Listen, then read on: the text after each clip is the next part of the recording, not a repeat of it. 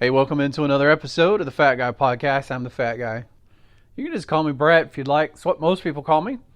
Glad to have you along for the ride today. It's a very specific, special, and maybe the most important podcast I'll ever do. I've done one similar to this before. It's been a while. I'm not sure I could ever do a version of this podcast too many times, especially if I have new information or new ways I can offer information, or maybe I can try a different way to inspire the people that need this information. But we're talking about type 2 diabetes today. And I may talk just a tad about type 1 diabetes. I know a lot about that. From the time I was born, my first ever memories of my dad was him giving himself shots in his stomach. That was his way of life. It wasn't queasy, wasn't weird to me. He was a type 1 diabetic. And complications and stuff from diabetes is what ultimately took his life at a very young age, age 60. He didn't try too hard to control his diabetes early in life.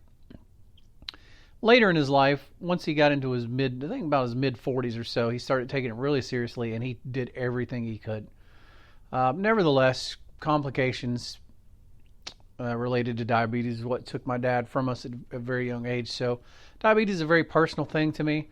I've met and know tons of people with type 2 diabetes. It's made that very personal to me. And I was diagnosed pre-diabetes, which at the time scared me enough to want to make some changes. But what I've learned since is that if you're pre-diabetic, you're diabetic. And not only that, if you're high enough, you can be high enough that you haven't been diagnosed pre-diabetic, like you haven't met their threshold, but you're still pretty much diabetic. I mean, that's the scary part of it. As far as the damage that's happening to your body, the things that's happened to you and inside, they start happening way before you ever get diagnosed because you have to hit a threshold. So we're going to talk about type 2 diabetes today, and we're going to talk about how to reverse it and how to reverse it permanently, try to give you some inspiration, try to give you some information as we go.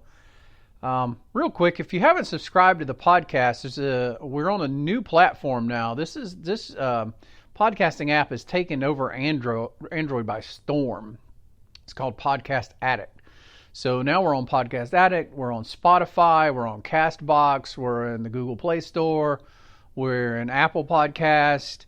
Of course, you can just go to download the Spreaker app, which is free, Spreaker. If you download that app and look for Fat Guy Vet, there's just so many ways you can find the podcast. So please subscribe, and then wherever you get it from, go to where it lets you rate it, please, and give us a 5-star or something would be nice. I mean, don't lie, but if we've helped you, 5-star and a nice comment would help us spread the word. That's all I care about is spreading the word. Like, I'm not charging money for this, I'm not trying to get rich off of this. I just want to help as many people as I can help. That's been my goal for several years now. And finally, follow us on social media. Fat Guy Podcast is a username, and that's true no matter which one you like, Facebook, Instagram, or Twitter. I recommend adding us on all three because I'll do different things on different days to different ones. It just depends. But if you have just one favorite you use, that's fine. Add us there. Fat Guy Podcast is a username. So I want to first talk about what the difference is between type 1 diabetes and type 2 diabetes. I mentioned my dad had type 1 diabetes his whole life. It used to be called juvenile diabetes because it only occurred in young adults or children. And that generally still is true, although it does happen to people who are adults, but generally it's still basically juvenile diabetes. It's an autoimmune disorder, and I've learned a lot about autoimmune. I've learned that it's hereditary, and that explains why I had some autoimmune issues, and I didn't really know that at the time. But I've learned that autoimmune is a hereditary thing. But autoimmune, your body starts attacking itself because it thinks some part of you is an invader. In my case, back in the early 2000s, I nearly died from something called thyroid storm. I was so near death by the time they finally diagnosed it. It was crazy. I had to go to I believe it was the fifth doctor. I went to 5 different doctors. Doctors just kept telling me I was fat, Oh, you're fat. You need to lose weight. You need to exercise more. And I'd be like, look, I've been fat my whole life.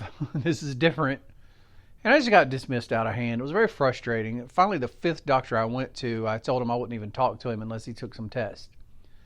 And I made him promise me that. And I said, you got to run every blood test you can possibly run. And he agreed, and they found the problem. It was something called Graves' disease. It's where your body thinks that your thyroid is an enemy and it starts attacking it, which causes you to put out extra thyroid stuff, which causes your heart to race through the roof and your hair fall out and you tremble, and it's a nightmare. Nevertheless, that's an autoimmune disease, so I guess some part of that was inherited from my dad. In my dad's case, type 1 diabetes is where your body thinks your pancreas is a foreign invader, and it starts attacking itself. It starts attacking the pancreas. At some point, the beta cells in your pancreas die, and you can no longer produce insulin, and you're done. You just can't produce. You produce zero insulin, and if you can't produce insulin, very bad things happen. You must have insulin. So in type 1 diabetics, the answer to having no insulin is to, once they invented insulin, for years and years, people just died from diabetes. They had no choice. Once they invented insulin, and insulin has gotten better and better and better the longer as years have gone. But you just inject the insulin exogenously. That means from the outside is what exogenous means. And you're able to function to some degree. Now here's where it gets weird. Type 2 diabetes is not that. It is not your pancreas can't produce insulin anymore. That's not what type 2 diabetes is. But they treat it the same way. Your doctor treats type 2 diabetes the same way he treats type 1 diabetes. And that's the problem. That's why people with type 2 diabetes die young. They die so young. They have so many complications from diabetes. And it's just unfortunate because doctors are either unwillfully ignorant or they're willfully ignorant. I don't know which. Either way, they're ignorant about the best way to treat type 2 diabetes. So remember, in type 1 diabetes, it's an autoimmune disease, and your body attacks itself, and it attacks the pancreas, and ultimately it kills all the beta cells, and you just can't produce insulin anymore. You have zero insulin production. Type 2 diabetes is the exact opposite of that. It's the exact opposite disease. What happens is called something called insulin resistance. What this means is, I don't want to go into detail about it. Probably do another podcast that's just all about insulin resistance. But in a nutshell, originally it was just described as your cells become resistant to insulin. What we're learning more recently is that everybody has a limited number of fat cells. You only get so many. You're only born with so many. And once they fill up to their fullest capacity, everything starts rejecting the insulin. And so insulin's job is to escort glucose into the cells. It's an escort mechanism. And once it can't do that anymore, your blood sugars start running really, really high. And on top of that, all that excess sugar is getting packaged up and transported into places it shouldn't, which is around your organs, is visceral fat, and just all these bad things start happening. And this causes everything from high blood pressure to chronic inflammation, and it eventually leads to worse things like cancer, heart disease, stroke, all of this stuff. So it's just a cascading avalanche of problems once you get here. But the problem isn't that you can't produce any insulin like type 1 diabetes. That isn't the problem. The problem is that your body, in an effort to try to force this glucose into the cells like it should be normally do, it doesn't work, so your body sends out more insulin. And this is why it takes so long after you've actually had the problem for them to diagnose it, because your blood sugars will start running a little higher, right? Well, your body starts pumping out more insulin to handle it, and it brings them down into normal levels. And then as your body becomes more insulin resistant and your blood sugars would start to rise, your body counteracts that by pumping out even more insulin. And then your blood sugars will eventually start to rise a little more because your body is more insulin resistant, and your pancreas will pump out even more insulin. So it's an ever increasing amount of insulin. Now, compare that with type 1 diabetes where there's zero insulin. Your body's producing zero insulin. Type 2 diabetes, your body is pumping out massive amounts of insulin to try to overcome the insulin resistance of your body and cells to get this glucose out of the bloodstream and escorted to where it needs to go. Now, at some point, your body can no longer keep up with it. Your pancreas cannot physically pump out enough insulin. It's already pumping out twice as much, 3 times as much, 5 times as much, I don't know, 10 times as much as it should, just to handle the problem. And at some point it's capped. Your pancreas is just winded. It's a marathon runner on the 26th mile. It just can't do anymore. And at that point, the blood sugars will start to rise. And your body can't put out any more insulin to regulate it. And so those blood sugars rise. They start consistently being above 100, above 126. Your doctor diagnoses you as being type 2 diabetic. And you're like, wow, this happened suddenly. Well, it didn't happen suddenly. They say on average the process begins about 10 years earlier. So if you were diagnosed as a type 2 diabetic today, this process of your body pumping out extra insulin to deal with your insulin resistance probably happened 10 years ago, which means, for all intents and purposes, you have been suffering the bodily damage of a type 2 diabetic, in that chronically elevated levels of insulin have been coursing through your body and wreaking all kind of havoc, primarily in the form of inflammation.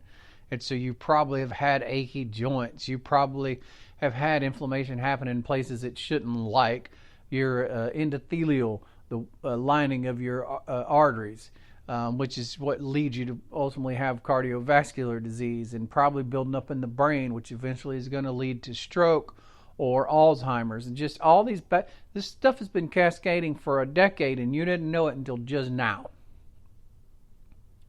Why? Why has that been happening is the question. Why? Well, because the American diet is nothing but sugar. You just have bombarded your body with sugar to the point that it just couldn't compensate.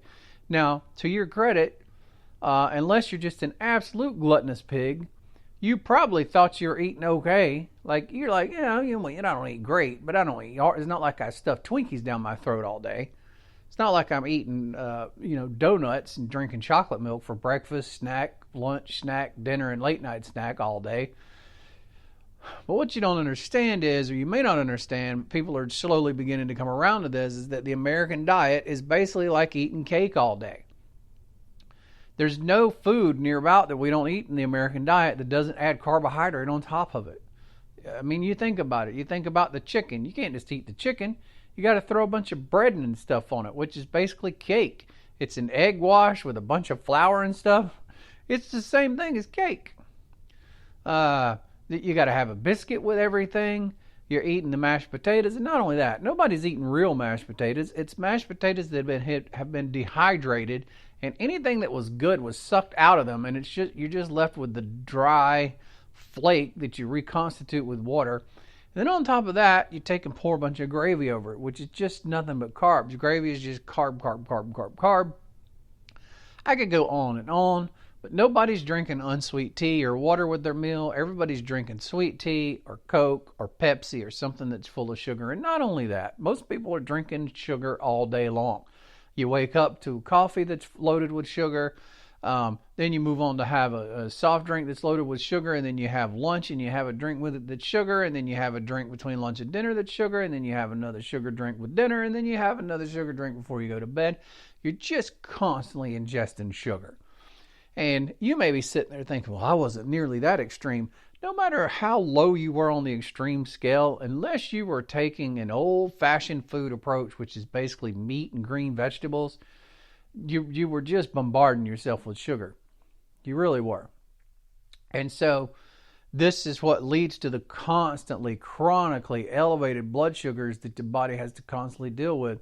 And so you're pumping out insulin like nobody's business. So to recap, type 2 diabetes is a massive overproduction of insulin. Type 1 diabetes, which is an autoimmune disease, is the production of zero insulin. Now you're asking, this is a great time to ask yourself, why do doctors treat two opposite diseases the same way? Ignorance. That's the only thing that explains it. It can only be ignorance. Well, there's one other reason besides ignorance, and I've heard a couple of doctors say this. It's either their ignorance and they don't know, or they do know and they think that you're stupid. And in their defense, most people are stupid. You could tell most people you got type 2 diabetes, your body's pumping out way too much insulin, The only way we can control it is for you to stop eating carbs. You just got to stop eating them. You got to get them down so low that it's going to make you uncomfortable for a while, but you'll eventually get used to it and you will save your life. Doctors don't tell you that. The ones that do know don't tell you that because of something called compliance. They know that you'll leave their office and you won't comply and you'll wind up dying, and then they'll get sued because they didn't give you insulin. So that's the ones that do know. The ones that don't know, they just know they were told to give you insulin. Bam, they're giving you insulin. Now, I know what some of you may be saying. Well, they didn't give me insulin straight away. They gave me metformin or some other kind of pill. Sure. Depending on the severity of the type 2 when you get diagnosed and where you're at, you could possibly control it with a pill. But let me tell you this. Even if the metformin is now keeping your blood sugars where it needs to be, okay, all that has done is just lessened the load a little bit on your pancreas. Your pancreas is still having to crank out massive amounts of insulin every day to keep your blood sugar in control. All the metformin has done is just shaved a little production off the top so that your pancreas can keep up, and it's only going to work so long. And your doctor, if he's honest, and most of them are about this, will tell you straight up, diabetes is a progressive disease, and from day to day on, it's only going to get worse. Why is it only going to get worse? Well, because they're not treating it right. That's why. But what's going to happen? Let's go back to what we know about type 2 diabetes from the get-go. It's just constantly having to elevate the levels of insulin to control the blood sugar. Well, they give you this metformin, right? And it shaves just enough off the top that your pancreas can keep up. Well, what happens when resistance to this metformin kicks in and it's no longer doing the job? Bam. Then your pancreas is over the limit again. It can't keep up and they have to do something else. Now, in a lot of cases, they add a different pill or they'll switch you to a different pill. There's several different pills out there. But at some point in this process, they're going to start giving you insulin. Now, think about the wisdom of that.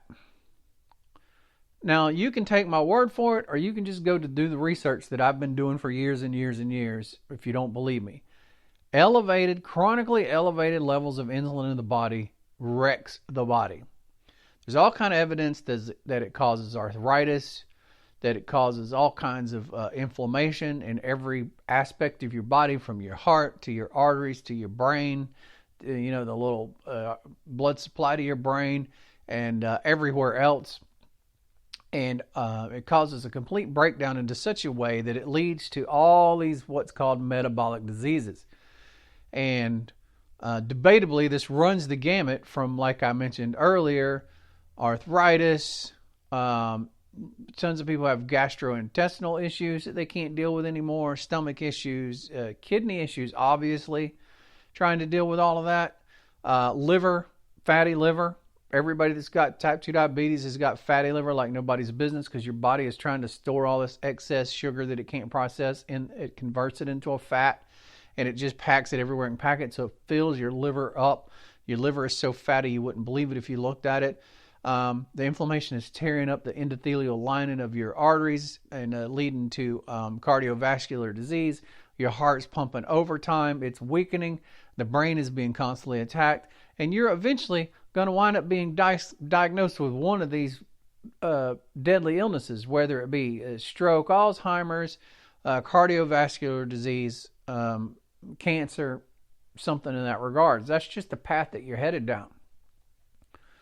So treating type 2 diabetes with more insulin, which is where you're headed, is the worst thing you could do for yourself. It's the absolute worst. Oh, I didn't mention amputations either. Amputations are coming. If you don't have and blindness, I forgot that. Because all those little bitty tiny capillaries in the back of your eyes just become overwhelmed with this issue from the elevated insulin and elevated blood sugars. It's my dad dealt with that his whole life. He's had, I don't know how many times when he had nose lasered. And right up until he died, he preserved his eyesight, but it was a constant battle. He was constantly having to go in and get these little capillaries lasered. But then you have the issues in the foot. I got another uncle who's had this, this ulcer in his foot, been trying to heal for years and years and years and years. And you see people that have a foot that won't heal forever. And then eventually you wind up having to have an amputation or something. So I could just go on and on about the dangers of the way doctors are treating type 2 diabetes. But if you're going to your doctor and you have type 2 diabetes and he's prescribing you insulin, you need to do two things.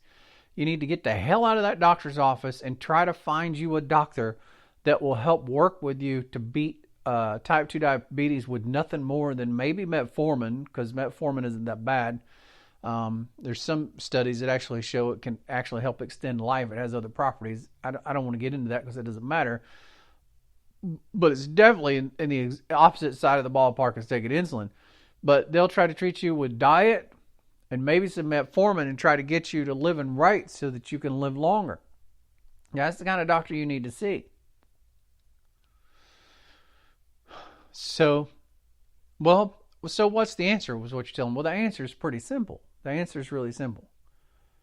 You have got to stop asking your body to deal with sugar because it can't. You just can't expect your body to deal with sugar anymore and I don't mean just eating sugar.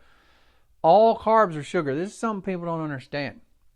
Unless it's a fiber that gets listed as sugar, and that happens. And you'll see on the, if you go look up the nutrition of broccoli or something, it'll be like, 4 carbs and 3 fiber. So 3 of those carbs that they're counting is actually a fiber, which is indigestible. And so that's not that big of a deal. Now, that's not for processed foods. Don't be going and looking at processed foods and deducting the fiber, because that's not the way it works. It's only from real food that growed up out of the ground in some kind of a way do you get to deduct the fiber. But carbohydrates are sugar. There is no difference. This whole thing about, it says it's got 78 carbs, but it's only got 9 sugars. No, if it's got 78 carbs in it, it's got 78 sugars in it. End of story. Your body treats it the same way. It goes in, it gets processed, and it dumps that sugar in your bloodstream the exact same way as if you took a spoonful of table sugar and ate it. There's zero difference. Zero. The only ones it doesn't is the fibers. The fibers from whole food doesn't get handled that way. But if it's not a fiber from whole food and it's a carb, it gets handled just like table sugar. And so you can't keep eating that crap. You can't keep drinking your Coke or your Pepsi or your Dr. Pepper or your Mountain Dew or whatever it is you love so much. You just can't drink that anymore. That's the worst thing. There's 2 worst things you can do. And you would think soda would be the worst, but it's not. Soda is actually the second worst. But it's like liquid sugar. It's basically like freebasing sugar. It's basically like taking a needle full of sugar and shoving it right up in your arm like a paramedic would do. And pumping it right in your veins. There's very little difference because it's just pure liquid sugar, and it's just going right in. It takes 0 time to process it, and bam, it hits you like crazy. And then your body is scrambling, trying to figure out how in the world does this overworked pancreas shove out enough insulin to deal with that. The worst is bread. Bread is worse than, I know that doesn't seem right, but it's right. The glycemic index of bread is insane. Bread made with white flour. And if you're thinking bread made with wheat flour is the panacea and is going to be the savior of the world, it's not. I've done the test myself. You can go look up the test online. You eat wheat bread, check insulin levels, sugar levels. It's the same as eating white bread. There's no difference. It's a big lie that they sold you. They say this whole wheat, this whole grain is good for you. Well, you can't find a whole grain in bread. If it was a whole grain, they couldn't make bread out of it because it'd just be like eating chunks of rocks. Whole grain is what comes out of the field when they go out and grab that grain out of the field and pick it right off, and it's this big chunk of hard crunchiness that you couldn't chew probably hardly if you tried. That's what the whole grain is. Once they pulverize it and smash it and powder it up and turn it into something you can bake bread out of, it is not a whole grain anymore. It started out as a whole grain. It definitely is not a whole grain now. So this whole wheat, whole grain bullshit is, forgive my French, it's killing people. It's a lie. It's a great big lie. But you got to quit. You have to quit that. You got to quit the sweetened drinks. You got to quit the breads. The breads have got to go. You got to quit the pastas. The pastas has to go. All that stuff has got to go. The potatoes, they got to go. Now, I don't care if your doctor told you sweet potato was better than a russet potato. It's not. Sweet potato, not any better than a russet potato. Going to shoot your sugar right through the roof.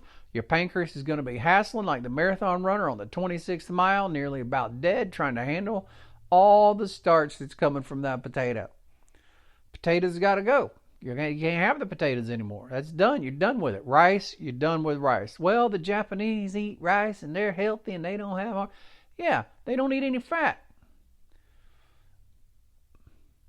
That's why. The Japanese were raised, they ate very small amounts of fish and basically just lived off rice. And if you do that, you don't eat any fat and you just only eat rice your whole life, you'll probably never develop type 2 diabetes. But one, you're too late in life to do that. And two, you're not just going to eat rice by itself. And three, why are you trying to argue and debate with what will help you? That's what I don't understand.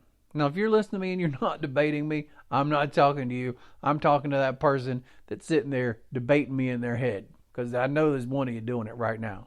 Just stop it. Just stop it. You can't debate your way out of reality. You can't debate your way out of where you've arrived at in life.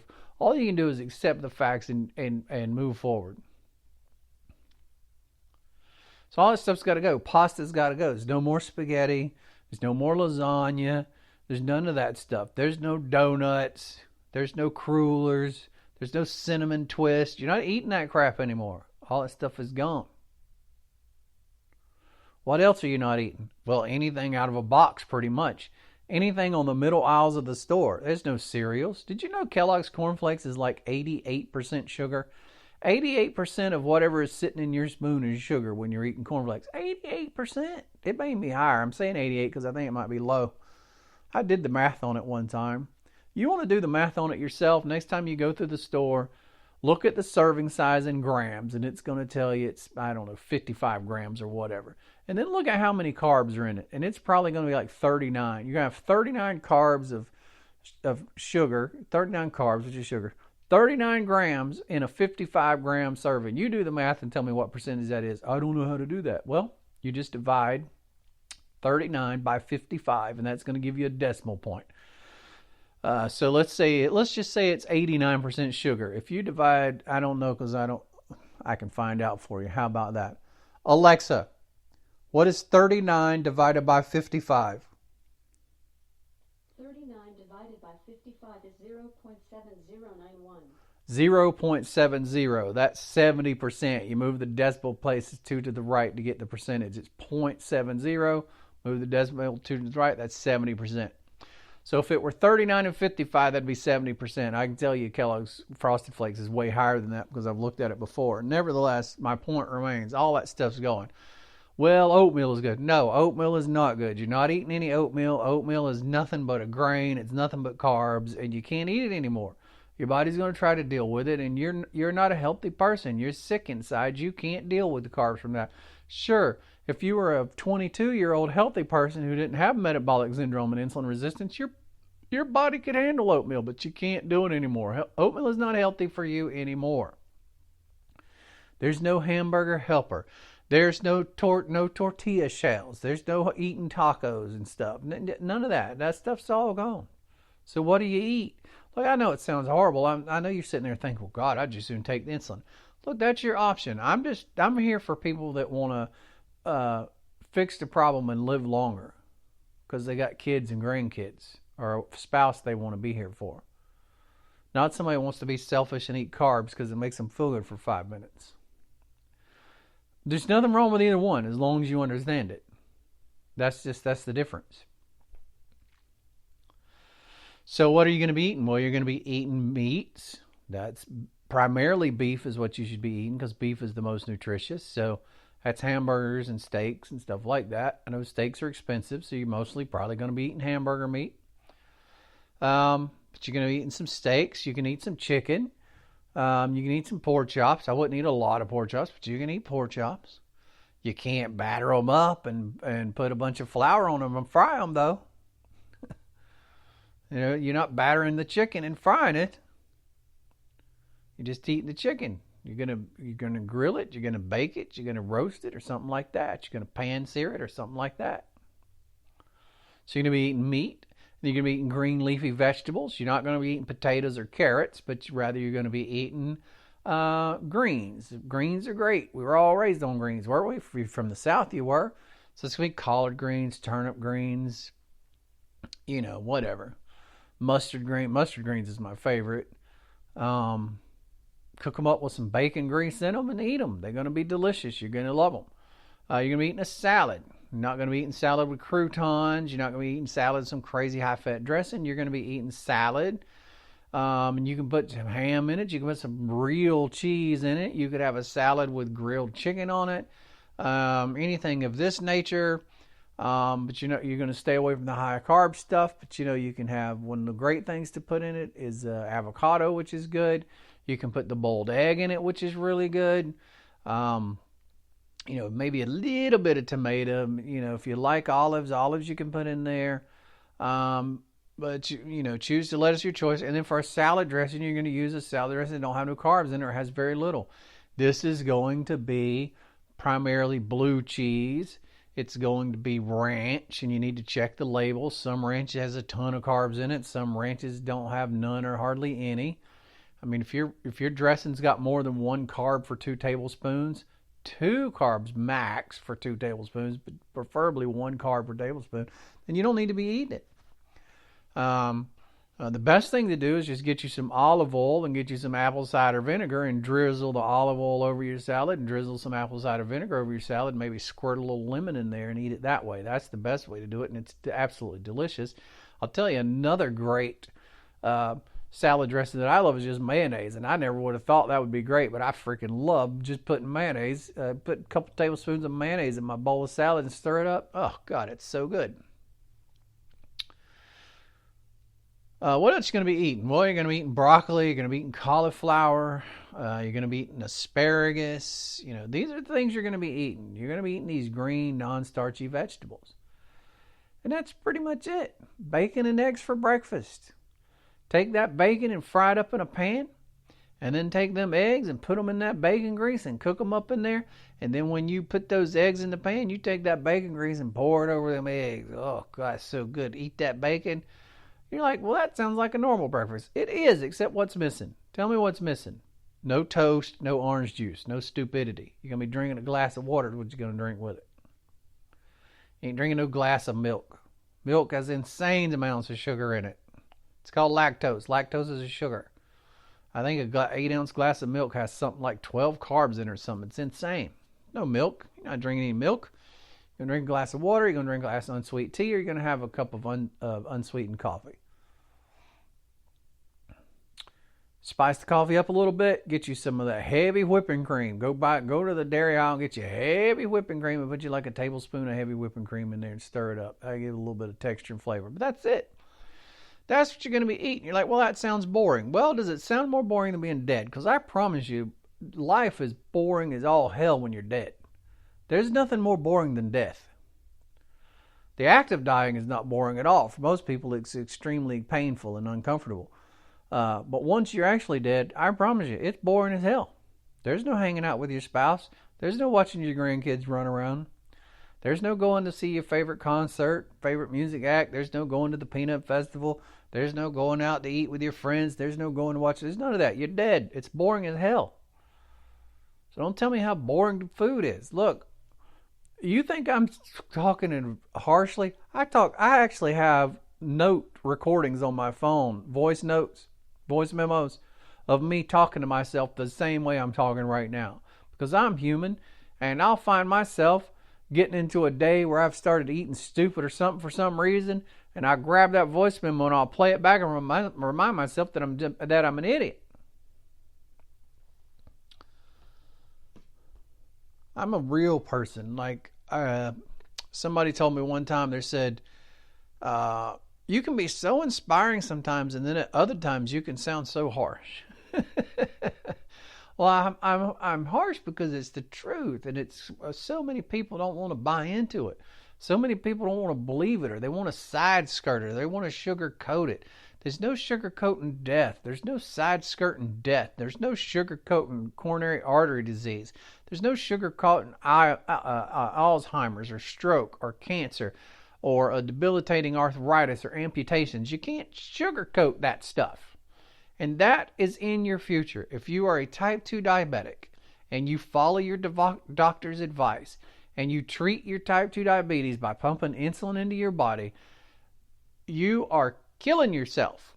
You're just killing yourself, and you're causing yourself a bad road to hoe where your family's going to be sitting at your side waiting on you because one of these horrible, debilitating things has happened to you. And you have the choice to make. And so I heard somebody say, well, that low carb thing, that keto thing, I guess it might work for a little while, but I mean, it's not like it's a cure. Well, you can't distinguish from a person that's been on keto for a while and has reversed their A1C where it's back in the mid fives, or even some people in the upper fours, and they aren't taking any medicine in their health. You can't distinguish between that person and a person who's never been diagnosed. You can't distinguish between the two when you do labs. There's no difference. Here's a guy you can look up on YouTube.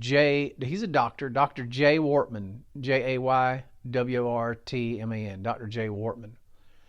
About 18 years ago, he was a doctor and suddenly realized had type 2 diabetes. And he didn't even really know what diet he was doing. He just knew he needed to start eliminating sugar. So he just knew it intuitively, I guess. Reversed all markers of type 2 diabetes, and that was 18 years ago. He hasn't taken one single medicine for diabetes in I think it's 18 years now. It's a long time. It's right at 20 years, but I want to say it's around 18 years now. So you can go find videos of him on YouTube. That's 18. Imagine how much better life he's had. It's not just that he's reversed the type 2 diabetes for 18 years. Imagine all the inflammation he's reversed and all the progressive stuff that's happening inside his arteries and veins and organs and all that stuff that he reversed and prevented from ever happening. It's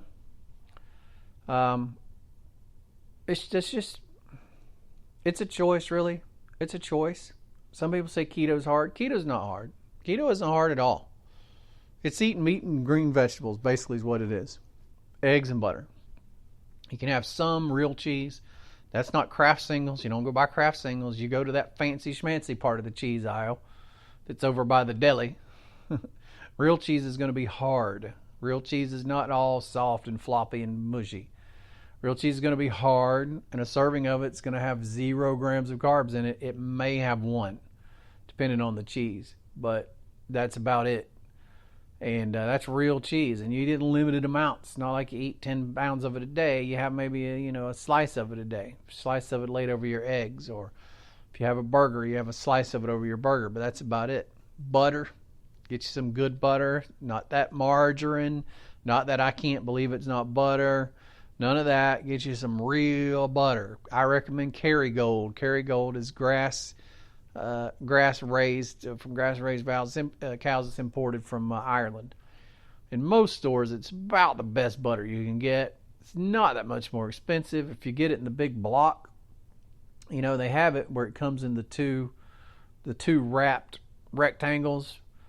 That's a little more expensive. If you get it where it's just a big block, which is the way I buy it, it's really not expensive at all, and it's good for you. It's pretty much the best butter you can buy, unless you have a farm that has near you that does the grass-raised livestock, and you can get you some cream, not cream, but get you some butter from there, whatever, and maybe if they have some real cheese from there, it's probably the best you can do. But that's pretty much it, and it's real simple. And the other thing that you can do, and this is the last thing, and I'm not saying you have to jump into this, you got to get through that keto transition. Your first week to 10 days of switching to keto is going to be rough on you because your body's going to be dumping electrolytes. So you need to put you a teaspoon of salt in a glass of water and stir it up and drink it in the morning. You start having headaches. You start having bad withdrawal symptoms and pains that feels like you're withdrawing from crack cocaine or something. You have this weak feeling, this really weak feeling. It's electrolytes. You notice that you'll be peeing a lot because you don't have those carbs in you. Your body needs water to suspend carbs, and once you start getting the carbs out, there's no need for that water, and you're just going to start peeing it out. And when you start peeing it out, it's not just pee that comes out. Your body flushes electrolytes with it, which gives you a negative electrolyte imbalance. And it's a simple fix. You just put you a teaspoon of salt and some water, mix it up and drink it. Once a day should do for most people. You may have to do it twice a day. Don't do 2 teaspoons at the same time because it can cause you diarrhea. So do a teaspoon in the morning, and if you're still feeling bad in the afternoon or the evening, do another teaspoon. And eventually you'll get through it, and there'll be no more keto flu. You may experience leg cramping. If you experience leg cramping, magnesium, get you some 400 milligram magnesium caplets and take those. Take 1 or 2 of them a day for the first 10 days. And you'll get through it. You'll be fine. Once you're through that phase, it's just you're just going to feel great from then on out. You're going to feel energy. You're going to have mental clarity. You're going to feel amazing. And then the only struggle you have is to just say, I don't need chocolate cake anymore. Okay? I don't need ice cream anymore. My life is the most important thing right now. Being with my family, kids, grandkids, spouse, parents, brothers, sisters. That's the most important thing. Not eating some damned ice cream. When you compare the two, there's no comparison. When you compare a life with your family to eating a damned ice cream, there just ain't no comparison between the two. One of them is barely satisfying and extremely temporary and extremely deleterious to your health. The other one is not temporary, it's lifelong, it's extremely satisfying, and only has positive things on your health. It's a pretty easy decision to choose between ice cream and family. And I hope that I've helped you in some way today. I hope that it didn't sound too harsh. I just want to be real because I care. I care about people. Diabetes is very close to me in many, many ways. And I can't tell you how many people that I've talked to over the past 3 years now, right at 3 years, who have changed the course of their diabetes by cutting the carbs out. And it's so, it moves me. It moves me that I had some small part in helping in some kind of a way. Thank you so much for listening. If I've helped you in any kind of way today, share this. Share it on your social media. Subscribe wherever you found this podcast at. Hit the subscribe button and subscribe to it for future ones. Hit a heart button if there's a heart button, because I don't know where exactly you're getting the podcast at. And if you can leave us a review, that would be amazing.